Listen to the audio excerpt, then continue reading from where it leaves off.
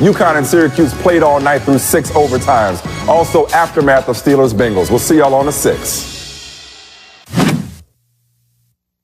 Joining us at the beach today, Alvin Kamara. This guy's a bad man. He breaks a lot of tackles. Currently tied for the league lead in touchdowns, and the Saints play the Falcons Thursday night. Let's talk to him without Sarah.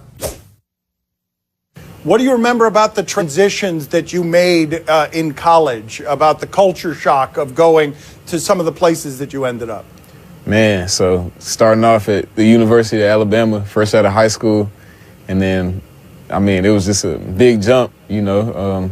First time away from your mom's house or your parents' house, just being in the atmosphere where, you know, you're not used to, and then just going, transferring from there and going to a junior college, Hutchinson Community College. And I, like, never been to the Midwest, kind of in the middle of nowhere, like, Southern kid.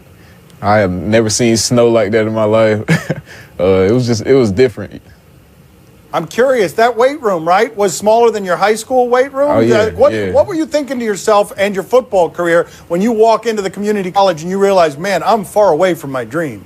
Man, it was a lot of nights where it's like, man, like, is this what I'm doing? Like, is this is this it?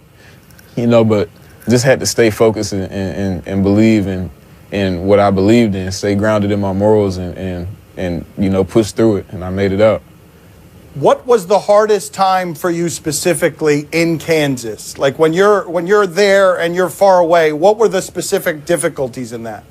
Man, specifically, I mean, out there, you know, you don't have, it's not really like, coming from Alabama, it's not the same support. So I got out there, it's like you got one academic advisor for the whole team.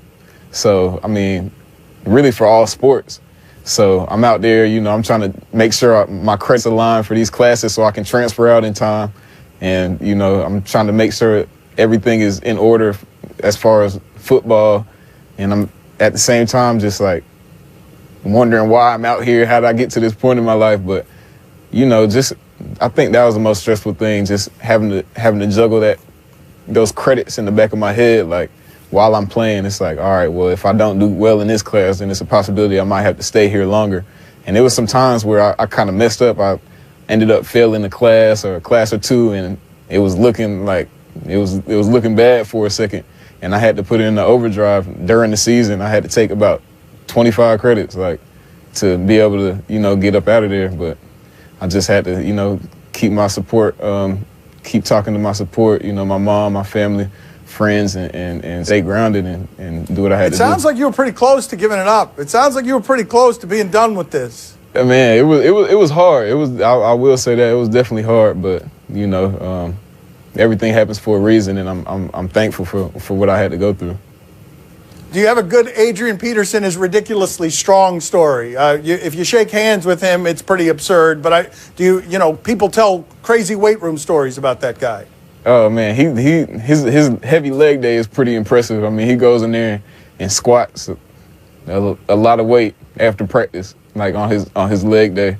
But I mean, before the season started, we had MMA. Like, we had some MMA guys in. We were doing kind of some MMA work, and you know, we partnered up and we were doing just like a little MMA drill. And I knew he was big, but the man is big. The man is strong. Like, he got a different type of strength.